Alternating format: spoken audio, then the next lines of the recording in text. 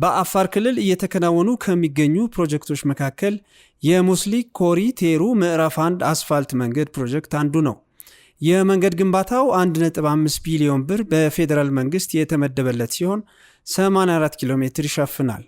መሰል ወይ ሙስሊ ኮሪ ቴሩ ፕሮጀክት ነው።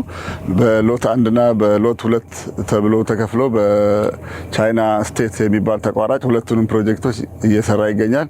እርዝመቱም 156 ኪሎ ሜትር ነው። ጠቅላላ የመጀመሪያው ሎት ያለ ነው 84 ኪሎ ሜትር ነው ማለት ነው። DC4 የዲዛይን ክላስ ውስጥ ያለ ነው። ይሄ ማለት ደብል ሰርፌስ ትሪትመንት መንገድ እንዲሰራ ተደርጎ የታሰበ ነው። የመንገዱ ስፋት በገጠራማ አካባቢ ላይ 6.5 ሜትር ስፋት ያለው 1.25 ሾልደር ትከሻ በግራና በቀኝ ያለው ሲሆን በወረዳና በቀበሌዎች ደግሞ 7 ሜትር የኬሬጅ ዌይ ስፋት 2.5 የወክዌይና ወረዳ ላይ ደግሞ 3.5 የፓርኪንግ ላይን አለው። አሁን ላይ የመንገድ ፕሮጀክቱ የአስፋልት ንጣፍ ስራ የተከናወነለት ሲሆን ከአጠቃላይ ግንባታ ስራው 56 በመቶ መጠናቀቁ ተገልጿል። አሁን ላይ ወደ 56% አካባቢ ሊደርስ ይችላል።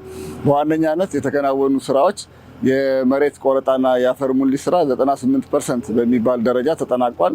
እንዲሁም የሰቤት ስራ እሱም 98% አካባቢ ተጠናቋል። የቤዝ ኮርስ ስራ ወደ 30 ኪሎ ሜትር አካባቢ ቤዝ ኮርስ አልብሰናል። ይህም 34% አካባቢ ማለት ነው። የአስፋልት ስራ በዋነኛነት የአስፋልት ስራ ነው። የአስፋልት ስራ የመጨረሻው ላይ ነው።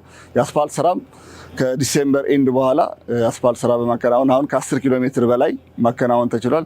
በዚህ ፍጥነት ከቀጠል ፕሮጀክቱ በዚህ አመት እስከ 30 ኪሎ ሜትር አካባቢ አስፋልት የማድረግ በቀጣይ አመት ሙሉ ፕሮጀክቱን የማጠናቀቅ ስራ እቅድ ይዘን እየተንቀሳቀስ እንገኛለን ማለት ነው። የውሃ እጥረት እንዲሁም በአካባቢው ማህበረሰብ በኩል አልፎ አልፎ የግንባታው ሂደት ላይ እክል መፍጠር የፕሮጀክቱ ፈተና መሆናቸውን የስራ ተቋራጩ ቻይና ስቴት ኮንስትራክሽን ገልጿል።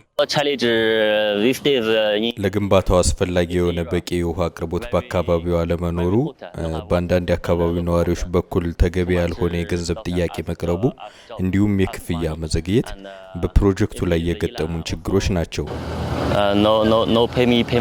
ችግሮቹን ለመቅረፍ የኢትዮጵያ መንገዶች አስተዳደር የሰመራ አካባቢ ግንባታ ፕሮጀክቶች ማስተባበሪያ ጽሕፈት ቤት ከአካባቢው የመስተዳድር አካላት ጋር ባደረገው ስኬታማ ጥረት ፕሮጀክቱን ወደ ተሻለ የአፈጻጸም ደረጃ ላይ ማድረስ ተችሏል። ፕሮጀክቱ ሲጀመር መንገዱ አዲስ እንደመሆኑ መጠን ብዙ ችግሮች ነበሩት። በተለይ እዚህ አካባቢ ያለው የውሃ እጥረት ያለበት አካባቢ ነው። ያን ውሃ ደግሞ ለመንገዳችን ስራ እንቅፋት ነው። ስለዚህ እነዛን የውሃ ችግር ለመፍታት ከተለያየ ቦታዎች ላይ ፖንድ በመስራት እነዛን የመስራት ከመስተዳድር አካላት ጋር አንዳንድ ጊዜ ስራዎች እንዳይቆሙ አብሮ በመስራት እነዚህ ችግሮችን በመፍታት በተቋራጭ በኩልም እንደዚሁ የካሽ ፍሎ እጥረትም የነበረበት ስለሆነ እሱም ከዋና መስሪያ ቤታችን ጋር በመተባበር ክፍያ በወቅቱ እንዲከፈለውና ወደ ትራክ ገብቶ ወደ መስመሩ ገብቶ ስራዎችን በፍጥነት ለማጠናቀቅ ባደረግነው ርብርብ እነዚህ ችግሮች ሊፈቱ ይችላል። ከመስተዳድር አካላት ጋርም እንደዚሁ በመቀራረብ ምንም አይነት የካሳ ክፍያ እዚህ ፕሮጀክት ላይ አልከፈልንም። መስተዳድር አካላት በቅርበት ሆኖ ቤቶችም ያስፈረሰልን ይገኛል። ሌሎችም አንዳንድ የስራ ማስቆም ሁኔታዎች በፊት የነበሩ አሁን ግን ሙሉ በሙሉ ቀርፈናቸዋል። እነዚህን አብሮ በመስራት ፕሮጀክቱ አሁን ባለበት ደረጃ ጥሩ ደረጃ ላይ ነው ያለው። በሚቀጥለው አመት እናጠናቅቃለን ማለት ነው። ግንባታው የአካባቢውን የአርብቶ አደር ማህበረሰብ ባማከለ መልኩ የቁም እንስሳት መንገዱን በሚያቋርጡበት ጊዜ ጉዳት እንዳይደርስባቸው ተገቢው የጥንቃቄ ስራ እየተሰራ ይገኛል። ሴፍቲ አንጻር ሴፍቲ ኢንተርቬንሽን ተብሎ አክሰሶችን የላይቭ ስቶክ የእንስሳት መሻገሪያዎች ክሮሲንግ ስትራክቸሮችን ታሳቢ ተደርጎ የተሰራበት ሁኔታ ነው ያለው። የአካባቢውን የቶፖግራፊው ደግሞ አብዛኛውን ፍላትና ሮሊንግ የሆነ ሴክሽን ስለሆነ ፊል የሚያስፈልግባቸው ሁኔታዎች ካሉ ተመጣጣኝ የሆኑ ስትራክቸሮችን ውሃውን ማኮሞዴት ለማድረግ ማህበረሰቡንም ደግሞ መሸጋገሪያ እንዳያጣ ተመጣጣኝ የሆነ የሴፍቲ እና የትራፊክ ሳይኒንጎችን ማስቀመጥ፣ በተሻለ መጠን ደግሞ ክሮሲንግ ስትራክቸሮችን እየሰሩ ለካትል ክሮሲንግ ብቻ ዲዛይኖችን ኢምፕሊመንት በማድረግ የትራፊክ እና የሴፍቲ ጉዳዮችን ለመፍታት ታስቧል። የመንገዱ መገንባት ከዚህ ቀደም የነበረውን የትራንስፖርት ችግር እንደቀረፈላቸው የሚናገሩት የአካባቢው ነዋሪዎች ለተለያየ ጉዳይ ከወረዳ ወረዳ በቀላሉ ለመንቀሳቀስ አስችሎናል ብለዋል። የዚህ አካባቢ ሁኔታ 3 ቀን ሌሊት 3 ቀን ማታ ከዚህ እስከ አሳይታ ድረስ ሄዶ የሚያመጡበት አጋጣሚ ነበር። አሁን ዛሬ ከዚህ ሄደን ከፕሮጀክት መኪና ይዘን ሄደን ከዛ ገዝተን 30 ኪሎ ሜትር ምንገባበት አጋጣሚ ተፈጥሯል ማለት ነው። أجد سجى يعني أنساكو مانجو تعب سجى هكك مكينة أو هكك درجيت مكينة كنيه مقالق ይሄ መንገድ ከመጀመሩ በፊት ለሕክምናና ለተለያዩ ጉዳዮች ወደ ከተማ ለመሄድ ብንፈልግ በጣም እንቸገር ነበር።